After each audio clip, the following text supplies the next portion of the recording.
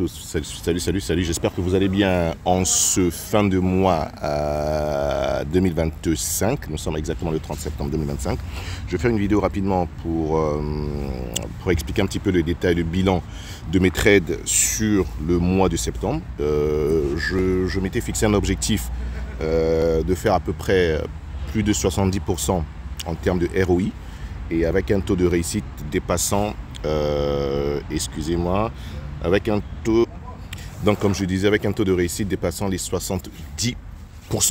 Donc le bilan, je l'ai publié sur notre groupe privé Discord.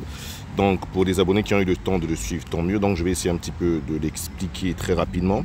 Donc comme on peut le voir là tout de suite, ici par exemple c'est sur l'analyse. Là je vais faire ici, c'est sur le l'objectif que j'avais fixé, c'était plus de 80% de ROI. Donc ROI ça veut dire quoi? Retour sur investissement. Ça veut dire tout simplement quoi? Je donne un exemple. Sur ce compte de 1000 $, j'ai à peu près généré 900 et quelques dollars en bénéfice. Donc ce compte du 1er septembre au 30 septembre est maintenant positif de pratiquement 2000 €.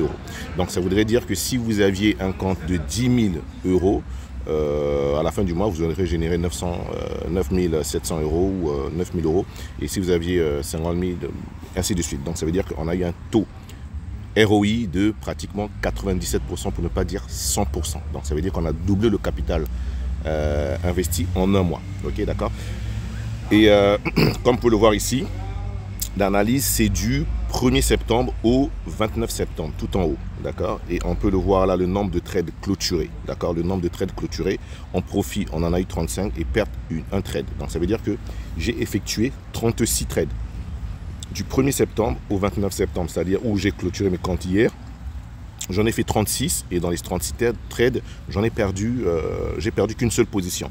Et lorsqu'on essaie de voir un petit peu en termes de ratio, est-ce que ce sont des trades lents ou des trades short? Là, je m'explique pour ceux qui ne comprennent pas. Lent, ça veut dire ce sont des positions acheteuses. Là, et short, ça veut dire des positions vendeuses. Ça veut dire que ce que je fais lorsqu'on fait du trading, que ce soit en termes d'achat en position longue ou en position short, que ce soit haussier ou baissier, je me positionne. D'accord. Et en l'occurrence, le ratio, on peut le voir juste en dessous du nombre de trades clôturés. Ratio lent, 22 trades lents, hein, c'est-à-dire 22 positions acheteuses et 14 positions vendeuses. D'accord. Donc voilà un petit peu le ratio en termes, ce qui m'a permis de générer un taux de réussite de 97%, ce qui est plutôt pas mal. Et tout cela grâce à nos algos, d'accord, grâce à nos algos. Donc ce samedi, je vais présenter, je vais faire un petit zoom. Non seulement c'est grâce à nos algos, et c'est en plus grâce à une stratégie que je peaufine. Cela fait maintenant pas mal d'années que j'essaie de peaufiner cette stratégie de money management. Pour ceux qui me suivent depuis 2019-2020, il fallait que je continue à chercher en peaufinant ma stratégie de money management tout en rééquilibrant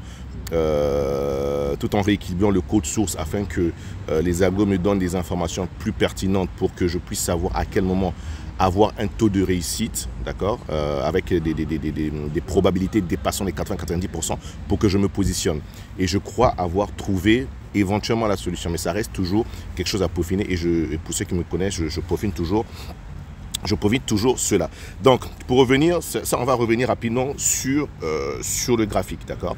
Pour ceux qui ont suivi la vidéo, je crois la vidéo du 14 ou du 15 septembre, indiquant un potentiel achat du Bitcoin entre 110 000 et 107 000, ça a été exécuté parfaitement, avec des possibilités d'aller chercher 115, voire en extension, pourquoi pas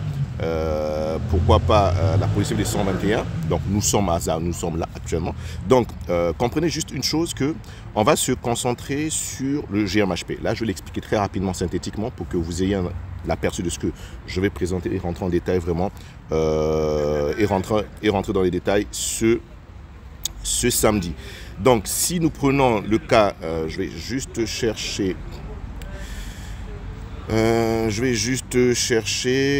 ça a été modifié, tout ça, outils, non, c'est pas ça, voilà.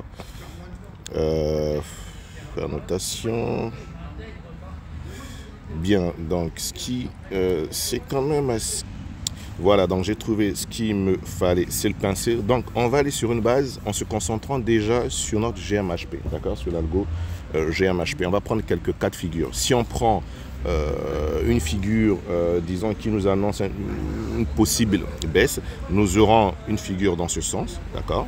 Ok, je vais le matérialiser, peu importe qu'il soit un Gartley, un Bat Butterfly ou Crabe. Là, en l'occurrence, j'élimine le Shark et le Cipher. Là, ça s'adresse à ceux qui utilisent nos algos depuis des années, qui comprennent comment les GMHP fonctionnent. Donc, nous aurons un X ici, une possibilité d'avoir un A ici, une possibilité d'avoir un B ici, et le possibilité d'avoir C ici et D là. D'accord? Vous savez comment ce GMHP fonctionne. Pour ceux qui ne savent pas, une fois que vous rejoignez la GM Academy, vous avez des vidéos et des tutoriels, éventuellement il y a un accompagnement pour vous permettre de comprendre tout cela. Mais sachez que ce n'est pas quelque chose d'évident, ce n'est pas quelque chose qu'on apprend de but en blanc. Ça demande non seulement de la concentration, ça demande de la persévérance et ça demande un petit peu de motivation. C'est pas que vous vous dites tiens je vais y aller et après au bout de 1, 2, 3 mois je maîtrise la chose, c'est impossible. Moi ça fait des années que j'y suis, ce n'est que maintenant que je commence vraiment à pouvoir avoir, avant j'avais des résultats mais là les résultats sont en train de s'amplifier ou en l'occurrence vous imaginez faire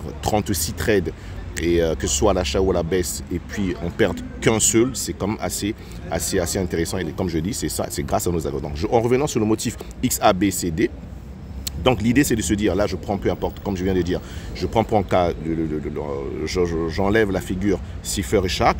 Donc l'idée, vous savez tous que nos algos nous annoncent des potentiels D, c'est-à-dire l'algorithme a déjà calculé le point XA, il a déjà repéré le point B, il a repéré le point C et il nous annonce potentiellement le point D.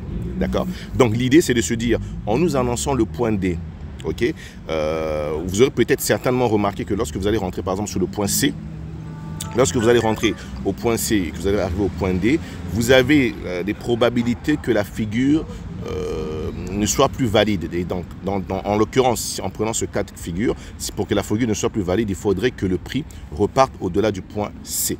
Donc, il y a un point qui est déterminant. Ça veut dire que ce point C est un point où qui va potentiellement, je dis bien potentiellement, être le point d'une autre figure, d'accord, qui sera une figure dans ce sens, comme ça et comme ça. Donc ici, on aura un X, un A, un B, un C, et repartir dans l'autre sens, avant potentiellement de repartir dans ce sens de point D. Donc ça veut dire que le point C de la première figure peut être le point B.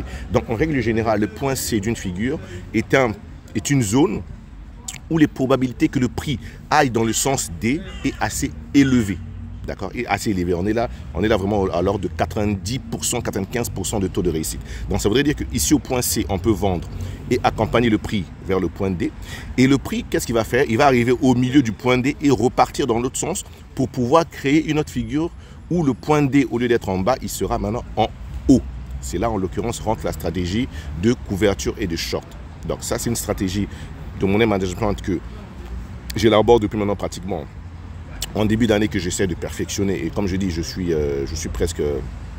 il est déjà pas mal. Donc c'est cette stratégie que je vais essayer d'approfondir ce samedi. Donc comprenez qu'une fois qu'on repère ces figures, là automatiquement on peut anticiper, on peut arriver à anticiper avec des probabilités assez élevées un retournement potentiel. Et si ce n'est pas le cas, à ce moment on peut se mettre dans l'autre sens, sachant que le point D ici, même s'il est annoncé, on peut se dire, ok, tiens, si ce point D, qui était un potentiel Gartley, Bat, Butterfly ou Crabe, il peut à ce moment faire en sorte qu'il soit un Shark ou un Cipher, faisant en sorte que le point C soit un peu plus haut et que ce point D au final ne soit plus un Gartley, ni un Bat, ni un Butterfly, ni un Crabe, que ce soit maintenant un Shark et un Cipher, parce que ce point C qui est ici va se transformer en notre nouveau point d'entrée pour aller chercher le point D. Et si c'est le cas, c'est pour ça que je dis, je vais vraiment parler samedi pour qu'on puisse éventuellement en discuter entre les académiciens, ceux qui ont les algos, pour que vous compreniez bien exactement ce dont je voulais parler. Donc c'est exactement ce qui est en train de se passer ici avec du Bitcoin. J'ai acheté cette zone, d'accord, parce qu'en l'occurrence, une fois qu'on arrive dans les points CB où on a des potentiels, comment dirais-je, des potentiels GMQ et des BO, que ce soit long ou short, là, en ce moment, les probabilités de réussite sont assez élevées. Donc là, en l'occurrence, par exemple, ici, nous visons, moi, je vise un short du Bitcoin vers les 117 000 où je vais commencer à renforcer. Là déjà, on avait déjà atteint les 114 000, ayant acheté à 108 000. Comme vous avez dû le suivre, j'ai pas mal sécurisé. Et là, j'attends que le Bitcoin revienne vers les 111 000, entre 111 000 et 110 000 dans les jours à venir, me repositionner en long avant d'aller attaquer ma ligne 116, 117, voire peut-être même 120, un petit peu en extension, un peu plus haut. Sachez que, comme je cesse de le dire, les prix ne vont jamais en ligne droite. Le plus difficile, le plus compliqué, c'est d'arriver à suivre ces petits mouvements de retracement et ainsi de suite. Mais grâce à nos algos, une fois que vous arrivez à les maîtriser, je dis bien que ça ne serait pas facile, ça demande de la persévérance, que vous compreniez, vous pourrez arriver à faire des choses tellement incroyables. Donc ceux qui ont des algos, pour que vous le maîtrisez déjà, c'est de se dire, allez commencer avec un portefeuille de 100 $, maîtrisez-les.